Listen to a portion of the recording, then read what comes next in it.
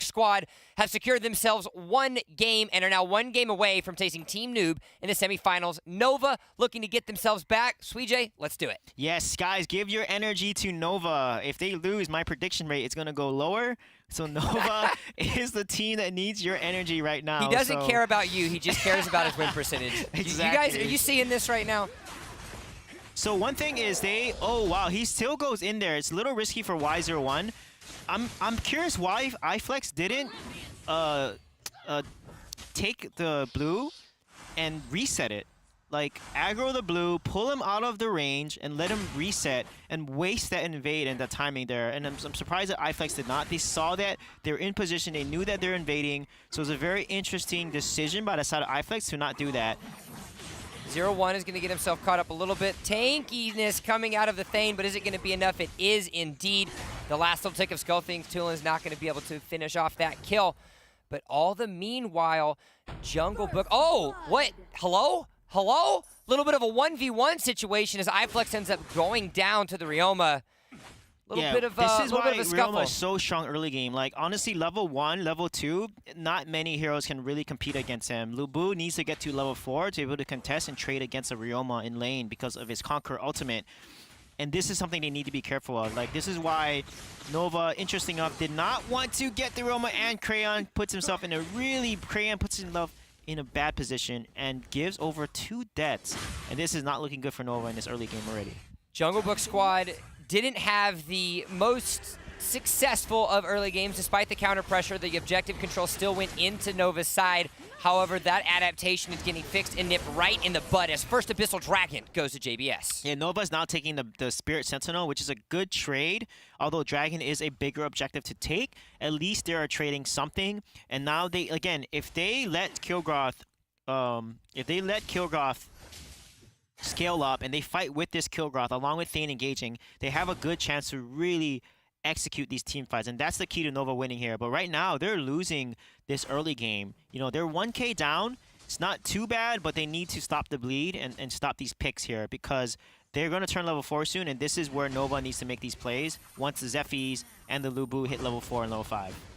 You've got Mowgli, Oxy, as well as Madeline coming into the side of the Might Buff, trying to get themselves another little piece of scuffle. Oxy will go down to the last auto attack of L'Oreal. Sebka, meanwhile, is going to be able to join the fray. Auto attack after auto attack. Wow, taking what out a great Mowgli play there. As Crane is going to be able to try to get onto the backline of the Ryoma. Ryoma's going to get himself a nice little flip. Drop, but wow, look at that. Skull King again carrying with that Endure there. What a great play by him. And earlier there, you know, the key with Zephyrs is when he lands his ultimate, you need to go really hard because he has his ultimate activates Thunderclap, which allows his abilities and auto attacks to do additional magic damage every attack. So this is what makes Zephyrs so bursty. Is actually because of the extra magic damage as a result of him landing his Death from Above ability and activating Thunderclap. So in the beginning of the fight, he had to back off. He played that perfectly on Zephyrs. If you don't land your ultimate, you need to back off and then come back in when it's off cooldown and then land your abilities and get some of these kills. And this is exactly what he did. And so far, Nova is looking pretty good in these team fights. If they keep this up, they may be able to pull this win out. As now we are at the 4-minute mark. Mowgli not going as too deep as what he might want to. Doesn't have the support of his team just yet. Oxy in that Linda is something that we need to make sure we keep an eye on as well. 2-1-1 for her on that hero, already having Scorching Wind completed.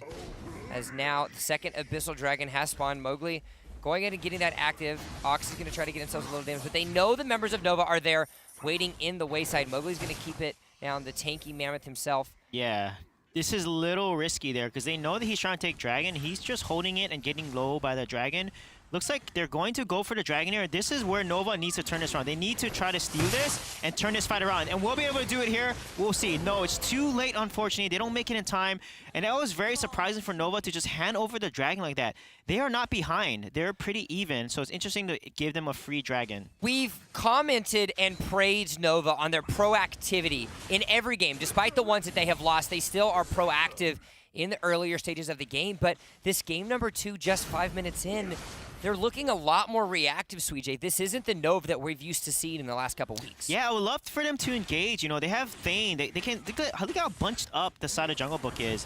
And now they're giving over the objectives. And when in the last game, Nova was dominating and winning the objective game, taking Spirit Sentinel, taking the bat, and now they're kind of just giving it over to JungleBook, which is not what they want to do. They want to get ahead here and keep their lead or get the lead and then snowball that lead. But so far, Nova is not doing what they want to do in this game. JungleBookSquad has definitely shown improvements in between weeks 2 and 3. The newcomers of last week have now found themselves in quite the lead against the longtime standing of Nova. We saw their effort in week number 2. We saw the difficulties that they faced in surviving until they got themselves into the mid to the late game. Sweetjay, what did you definitely see, or have you definitely seen that these early game improvements have been worthwhile for JungleBookSquad? Yeah, the good news is Crayon's not too far behind in his Zephyrs there. He's able to invade enemy jungle and take it, but look at this Darkslayer pick so early. Then this might look bad for the side of JungleBook here because they have taken a Darkslayer and they're at risk of losing this fight, and they are going to lose that fight. It's about 25% HP, and that is going to be the members of Nova now flipping the script and securing themselves potentially an early Darkslayer. All 5 members of JungleBookSquad are up and around, but Crayon will end up taking that Slayer. 3 members make that 4 members of JungleBookSquad are gonna fall. Madeline will secure herself her life. However, it was just like that. Nova turning things right around and now have them a 2,000 gold lead. Yeah, they need to go ahead, take mid tower, take 2 towers here, then rotate to bottom, take the 3rd tower here because their wave is crashing down mid, bottom, and also look at the rotation from the side of Sepka. He's able to take the top tower. They get 4 towers and all these kills from that one Darkslayer push. And that's what cost JungleBook. Little risky to try to get the Darkslayer with just 3 people there, not able to take it fast enough because they don't have the items. And as a result, they lost 4 towers, and look at the lead. It just swung to 4K. Crayon played that so well. He got the Darkslayer, he landed that ultimate, secured it, and then look at the damage, the backline, you know, with Oxy being solo, they're able to secure the kill on that and turn that fight around completely. And now we're seeing the breath of life blown back into the lungs of Nova Esports. Oh, they need to jump on the Roma here. He has no escape. Because he used his first ability to jump out, he has no escape, and that's exactly what they did there. Really good play by Nova. Another kill onto the Ryoma of JungleBookSquad, and now the efficiency when ahead is starting to float into the favor and is starting to become more apparent for the side of Nova Esports. Spirit Sentinel as well as Abyssal Dragon are going to rock in their favor at just over the 8 minutes. It was looking bleak. Nova was definitely starting, the explosion was starting to dwindle, and they were starting to compress themselves into an itty-bitty, not so feisty flame, but it has, that was bad. I tried. I tried pulling it. I'm just gonna shut myself down. I love what Nova is doing now. They're playing much more calculated. The Nova that we knew from Saturday. Crayon is just carrying on the Zephyrs. He's playing the Zephyrs so well right now. And you can see Chognar is not doing much in these fights. So Thane was such a good pick into this composition. And also L'Oreal as well. L'Oreal is just doing so much work, able to slow and counter the Wonder Woman. I mean, L'Oreal just beats Wonder Woman easily in the late game because she can just dance around the Wonder Woman. And Wonder Woman has a lot of good engage, but not a lot of good mobility to stay on top to L'Oreal. So honestly, if they play their composition correctly, Nova is going to be able to take this away. We know what the strengths that Nova has provided over the last couple minutes. Meanwhile, though, we'll actually have to take a break. As Skull King might find himself out. He's going to have to be forced to jump away. Doesn't want to find himself into that. Sebka's going to take lots of tower shots. As again, a little bit of overzealousness has stalled Nova. We've talked about what a team's supposed to do when they get behind. Save the high ground. It's exactly what you need to get yourself back, farm those waves. JungleBookSquad, is that an option if they can scale themselves up over the next few minutes? Yeah, JungleBook did such a good job there. What they needed to do on the side of Nova was wait and not crash those waves into the high ground tower so early. Kilgroth was pushing the top. We had some push on the bottom. They needed to organize all 3 waves and crash it to the tower at once, and they probably would have been able to take one of these towers. So I think Nova definitely needs to think about that and not push these waves too early, organize them a little bit, and then let them crash into towers at the same time. And that's going to give them a lot easier job because they don't have an ADC. They don't have a ranged hero that has a lot of attack damage to knock these towers down safely from afar away. For those of you that are watching the Jungle Book Squad and are wondering, what is that name over on the side of Ryoma? Guys, that is Heartstucked. He has, got himself a little bit of a name change, but the name might have been a little bit of tilting last week. He ended up found himself a little bit of Heartstucked into a green screen. As now the next Abyssal Dragon is going to get swooped up again by Nova Esports, continuously extending their lead now to 7,000 gold at the 10.5-minute mark. Yeah, this is huge. I do like the 2 Lindis traps. You can see she's put 2 traps up there at the top side, and another one, she set another one. That gives her vision, gives the team vision for 2 minutes. It lasts for 2 minutes. So that's a really good placement to see when the rotations are coming. You can see that they're taking their jungle as soon as it spawns. So this is how you want to not continue to hand over your jungle to enemy team, is try to take it and be ready. So when it spawns, you take it immediately and you get out, because you do not want to fight a team that is ahead of you.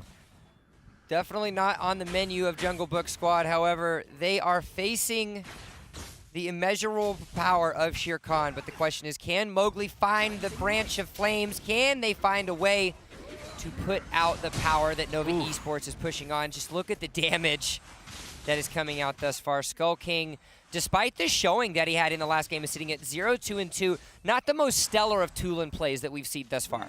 Yeah, now they're going to be able to take this bomb. They need to focus the tower, actually, but they're going to try to get the kill, and they may be able to get the kill right onto Roma, and they do. Mowgli goes in there, tries to hit the wave, and gets killed there. Really nice job by Nova. Decisive engage. 2 kills go over into their favor. They've got themselves a siege minion. It's not going to be enough, but regardless, they secured themselves high ground turret number 1. High ground turret number 2 is going to go down as well. And look at the power of Sevka and Nova. They told themselves, Jungle Book Squad, you took game number 1, but we're going to walk away with game number 2. It's going to be the clean sweep. It's going to be Nova. It's going to be the victory. Game 3 coming up soon.